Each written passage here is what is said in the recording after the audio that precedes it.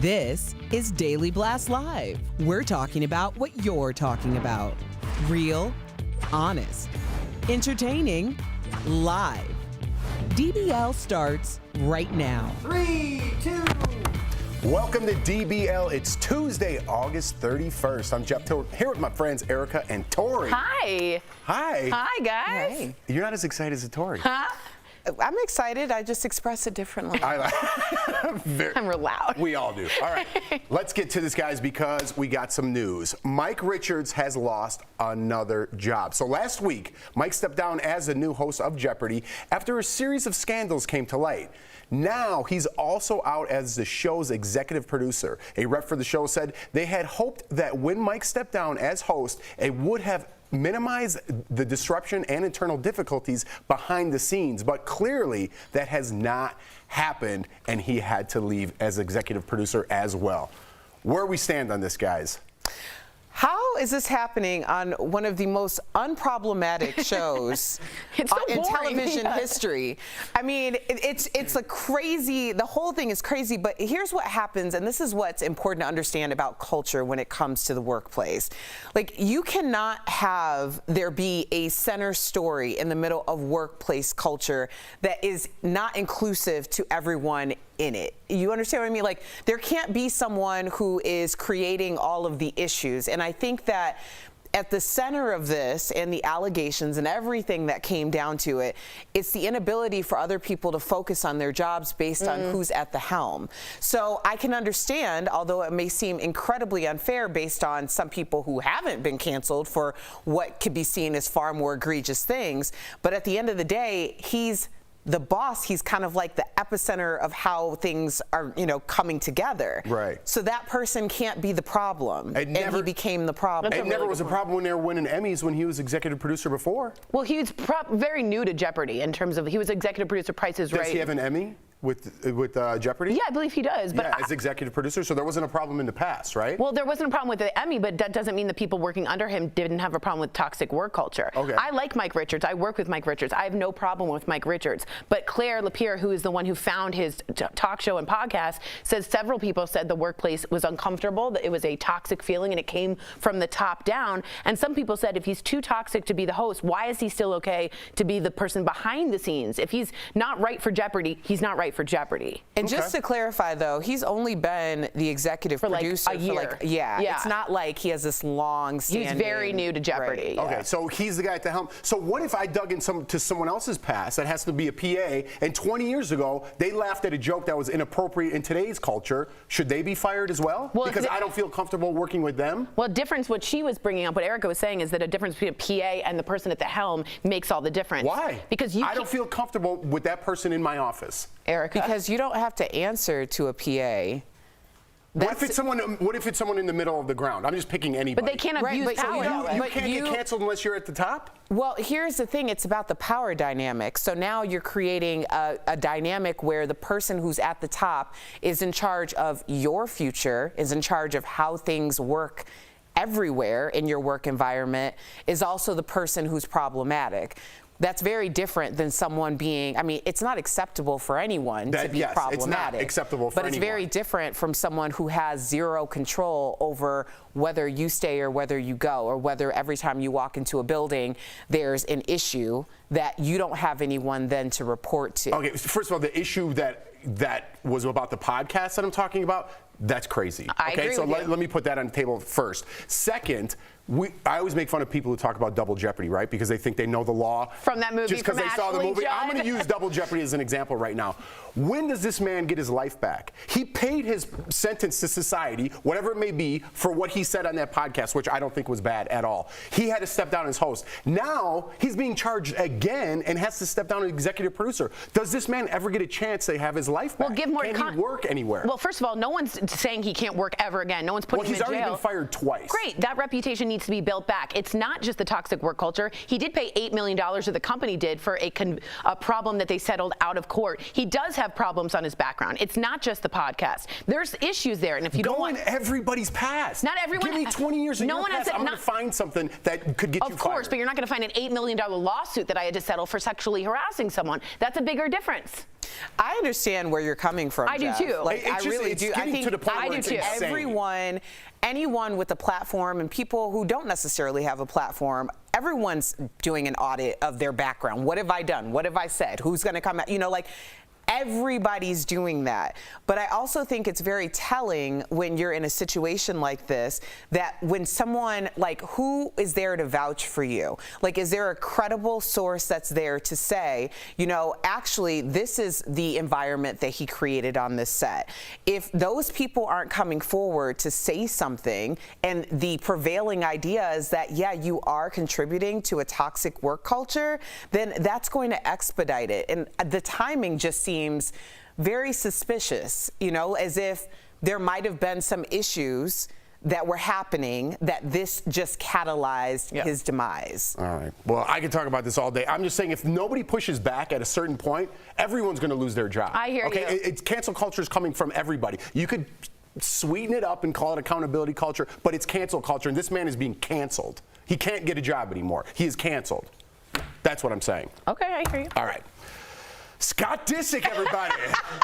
He has a problem with Courtney's PDA with Travis Barker. So Courtney recently posted this photo of the two kissing on a boat in Italy. They've also been photographed getting cozy around the country, but Scott apparently thinks it's a bit too much and reached out to Courtney's other ex, Eunice Benjamin, on Instagram. So get this. Eunice ended up sharing that alleged DM that Scott put out on his Instagram. He put him on blast. So Scott wrote, quote, "Yo, is this chick okay, bro? Like, what is this? In the middle of Italy?" Eunice replied, quote, "Doesn't matter to me as long as she's happy. P.S. I ain't your bro." Yeah. Not in the middle of Italy. It must hurt so bad, Scott. You gallivanting with your 19-year-old girlfriends, but you find out that the true love of your life and the mother of your children actually has a little bit more heat for somebody else because we never saw her do that with him. That's the real problem. What's up with reaching out to an ex-boyfriend? It was first of all, I can't believe, I'm having trouble believing this is really Scott Disick. He knows better. He knows a screenshot can be taken. He knows that it's a terrible. Girl, that man is hurt. He ain't thinking clearly. Well, he is hurt, and you're right. He's thinking with his ego. You're absolutely right, because he wishes he were getting or had that PDA with Courtney. They are so hot for each other. I love it. She's got kids. She wants to have a new love in her later life. He went through a lot. He does too. They've been friends for years. Go at it in Italy. That's when you're supposed to have amore.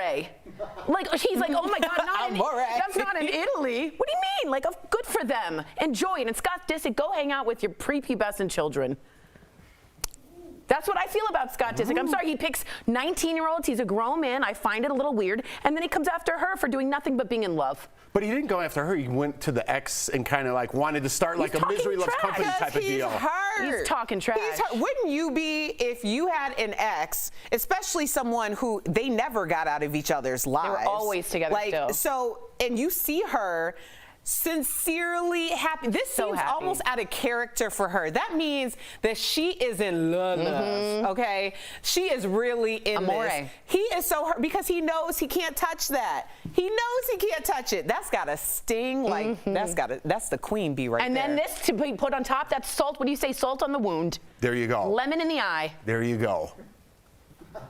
All right, speaking of love, Naomi Campbell says she sacrificed love for her career. So speaking to The Cut, Naomi said that she sacrificed finding her soulmate, or quote, someone who really understands you, for her career as a jet-setting model. Naomi has been linked to stars like Leonardo DiCaprio, Usher, and Robert De Niro. That's a good list, but has never married. She did become a mom, though, to a baby girl in May, so congratulations.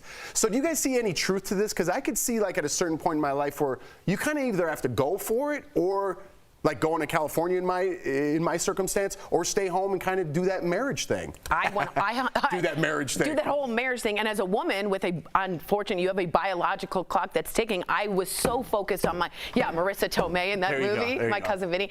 I was so focused on my career that like I'm turning 40 in January and I still don't have kids. And that was a very planned decision. Do I know if I will? I don't. I'm just saying that I know I'm in a visual image. I wanted to stay and have my career go up where it is now. I wanted that so bad that I gave up other things. You have to sacrifice, unfortunately. I think it's really just residual of a patriarchy or the patriarchy, because women weren't making as much money as men. Historically speaking, the opportunities weren't as great, so it was accepted for a woman to go along and follow her husband's career. But we're really kind of the first generation to break that mold. So yeah, I definitely made some decisions based on where I wanted my life and my career to be. And if someone came into my life and they were going to stop that, then they couldn't be in my life anymore. Yeah, that's a sacrifice right there. Little lemon in the eye. Amore. Coming up on DBL, our interview with actress Taryn Manning, what she's saying about playing a Karen in her new movie. And an apology from Naomi Osaka brings up the conversation, do women apologize too much? We're talking about it next. Closed captioning provided by... Yeah, so we were just talking about Naomi Campbell saying that she sacrificed her love life for her career. And I think that a lot of women find themselves in that position, especially when you're chasing such a big dream that only a small segment of the population really excels in. Then I think that you get into this situation where there's this imposter syndrome, or it seems like maybe it's better if you just go ahead and take care of this section of your life. And it's not to say that if you decide to, fall in love and have a family and all these things that you can't be successful. But I do think it's a different conversation when you're talking about men historically versus women historically. So, I mean, Tori was talking about, following her dreams as opposed to putting, her family first, and that's, or a possible family first, and that's something I can definitely respect because I'm totally in the same position. But I also don't regret it. Yeah, I don't regret it either. And I was also going to say, I had such a good point. Oh, it's so good. You guys would have loved it. You would be talking about it later. It was something about love life. Oh, I know what I was going to say. This is like, as you said, the first generation. This is one of the first years in the past 5 maybe that more women have graduated from grad school than men, because we weren't allowed in grad school or graduated from medical school or law school. My dad went to Yale, and women weren't allowed at Yale when he went. So it's a little insane to me. She's supporting her, right? A little insane to me that we all rushed it. We couldn't get a bank account since 1975. Did you know that? Yeah. You couldn't get credit. You couldn't get anything. So just know what she said is so right. We are now just catching up with that education and getting our fair shot. There are more CEOs named John than there are women CEOs in total. Okay. Daily Blast Live is kicking off our 5th year, and we're not slowing down. So get ready for more DBL this fall. DBL is always all new every day.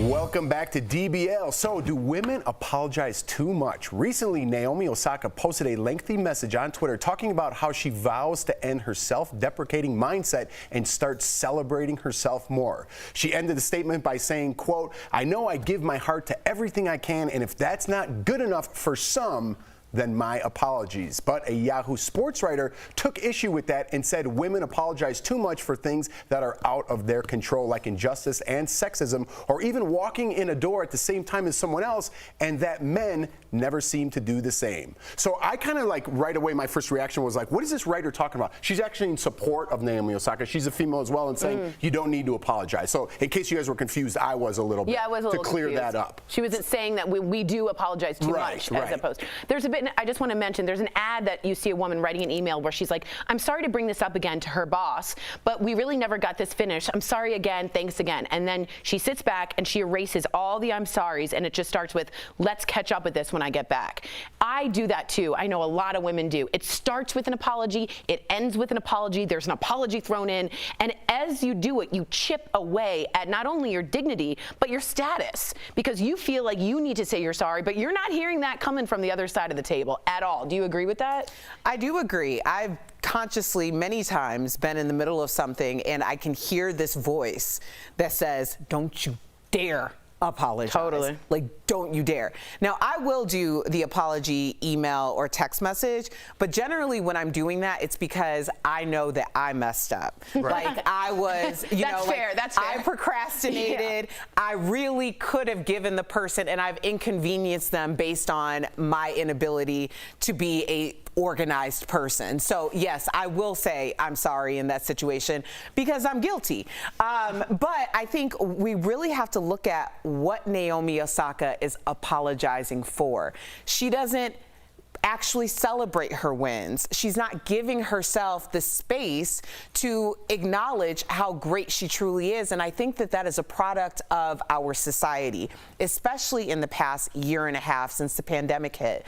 People are in such grave positions and situations that if you are in a situation where you're winning in this moment, it's under wraps, or otherwise everyone feels as though you're boasting or you're, not connected. You're insensitive, right. And I think that it's really important that we see people like Naomi Osaka win in her winning moments and celebrate herself for doing so. Because if we're constantly pointing the finger as if it's some bad thing for someone to be doing great, then what are we really aspiring to in any parts of our lives? And she did just win the match just now. She just won she's her still last in the match. hunt, right? She's still in the hunt, but we gotta go. You can't say anything? Oh, I was gonna say, is this a men and women thing? That's all. I was gonna get there. I think that comes from Naomi Osaka, go get them. Go get them out there. Coming up on DBL, actress Taryn Manning tells us all about her new movie where she plays a Karen. That's next in Chatting with the Stars.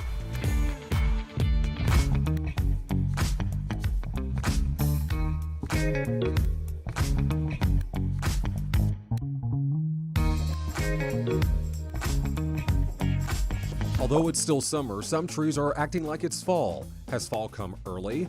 No, but some trees have been stressed by recent hot weather and lack of rain. This can cause trees to turn colors prematurely. According to the University of Kentucky Forest Health Research and Education Center, trees that change color early could be the lingering effects of the dry condition. Some tree species, like tulip poplars, are more likely to show this even if they've recently gotten good rainfall. Trees that are already stressed are prone to show these symptoms even more. Hot, dry summers not only stress trees, but they can also cause less vivid fall colors like the autumn of 2019. At the same time, some discoloration could actually be seed pods that are getting ready to drop. Some insects like locust leaf miners and diseases such as bacterial leaf scorch show up this time of year and can also cause brown leaves or early fall leaf coloring on certain tree species.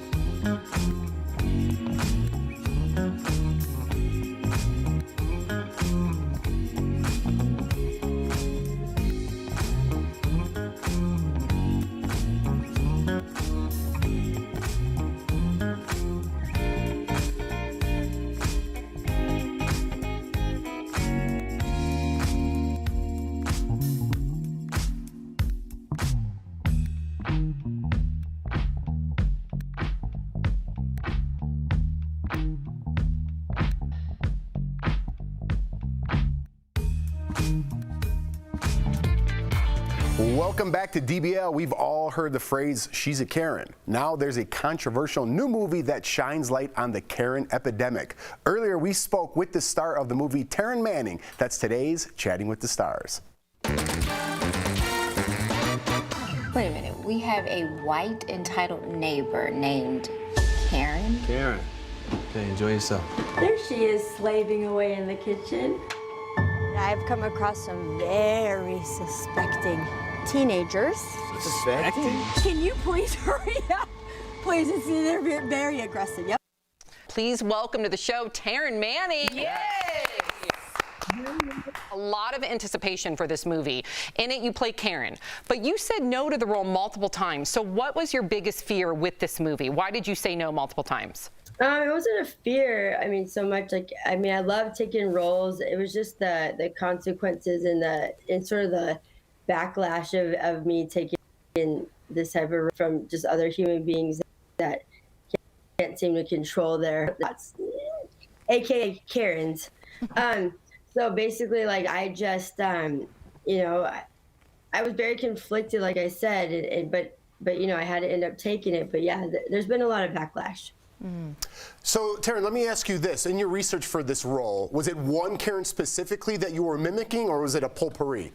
It was a potpourri, because they're all around us. Well, before I get to my question, I have to ask, did I see a tractor DJ kit behind you? Do you DJ? I thought I saw some turntables behind you. You may or may not have.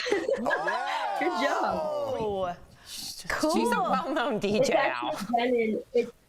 It's Denon mixed with Serato, but I do have native instruments too, which is Tractor. So I guess you DJ as well. I do, but I'm sure, you know, one of the editors here, he showed me how, and I absolutely love it. What do you spin mostly? Oh, God. Music. There you go. All right, well, let's get back into the reason that we are here. Unfortunately, it's not just DJing, it's this role, and you've gotten a lot of backlash for this role. Who are the people coming for you on social media, and like what is like the basic genesis of why they're so mad? The people that have come for me the hardest are other white women. Wow. They feel that I've given people of color, Hispanics, and other people the authority to go around and abuse white women. So, my own other white privileged awesome women are turning against me because they feel that I've given some type of like entitlement. So I'm like, first of all, is a Karen. You don't know me, you don't know anything about me like that, and no one will hurt you like that, So it's just been very conflicted because it is our job. We do have an overhead, and we were trained to do this type of stuff, but we learn as we go, and there are consequences in playing these types of roles. So I realize that. That's a nice responsibility. Thank you for that. We have a producer on the show, Taryn, named Karen, okay? But she's a really good Karen. We love this Karen. Is there any chance this movie will end this Karen pandemic so she can get her name back in good graces? I don't think so. I mean, like I said, she can always add a Y to it. I mean, maybe she can add a C. What a cutie. That's what she did. What a smarty. I mean, my name's Karen. My mom's name is Sharon. It's like, it's just a name, I don't even know how this name got, this exact, signature on it. But yeah, she can always add a little, maybe go as her middle name. I'm sure they have a great middle name. There you go. Exactly. Taryn, thank you so much for joining us today. Everyone out there, make sure you check out Karen, which will be released on September 3rd in select theaters and streaming. I cannot wait to watch. It is so relevant. You keep doing you, girl. Thank you for joining us. Thank you.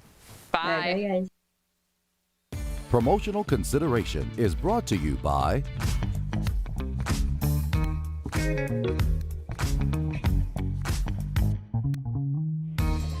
That sound means it's time to verify. Tyson Foods, Hanes Brand, several healthcare providers. There's a growing list of companies mandating the COVID-19 vaccine for employees. So viewer Daryl Whitaker messaged us asking, is it true a company could be held liable with OSHA if the company required you to take the COVID-19 vaccine? He sent us a screenshot appearing to be from the OSHA website. It states if you require employees to get vaccinated as a condition of employment, you must record adverse reactions to the COVID vaccine. Let's verify. My sources for this are the Occupational Safety and Health Administration, known as OSH or OSHA. Also Jennifer Hagewood with the North Carolina Department of Labor, and Darren Howard, workers' compensation attorney at law for Dummett Frayden. The answer here is layered. First, OSHA. It sets and enforces standards for safe and healthy working conditions. Hagewood explained OSHA issues citations and penalties to OSH-regulated companies who fail to report work-related fatalities and hospitalizations. And until recently, they were required to report adverse COVID-19 vaccine reactions too. But in the time since viewer Daryl sent in his question, OSHA updated its guidelines on adverse reactions to company-mandated vaccines. The FAQ page now explains OSHA does not wish to disincentivize employers' vaccination efforts, so OSHA will not enforce requirements for employers to record worker side effects from COVID vaccinations. This policy is effective through May 2022. So what does this mean for you, the employee? Well, OSHA regulates the company, not the employee, so you could try to file a state workers' compensation claim if you miss work for a bad reaction to a mandated COVID vaccine, but you might not win the case. If somebody does receive the vaccine because it was mandated by their workplace, and that individual, if they were to experience negative side effects down the road, that, in my opinion, is not going to be a claim in North Carolina. That would be an individual claim or perhaps even a class action claim against the pharmaceutical company that developed the drug itself, or the vaccine, I should say. And remember, most states, including North Carolina, are employment at will states, meaning employers can mandate employees to do certain tasks like get the COVID-19 vaccine. In conclusion, we verified the claim OSHA is requiring companies to report mandated vaccine side effects is false. They don't have to do that through next spring because OSHA's priority is to encourage vaccinations. And while you, the employee, can pursue other avenues of liability like workers' compensation, decide if it's worth the time and cost for potentially little to no payout. Attorney Howard noted you're far more likely to hold an employer accountable if you can prove you contracted COVID-19 in the workplace. That's why you could see more companies mandate or at least incentivize the vaccine. With your Verify, I'm Megan Malaris.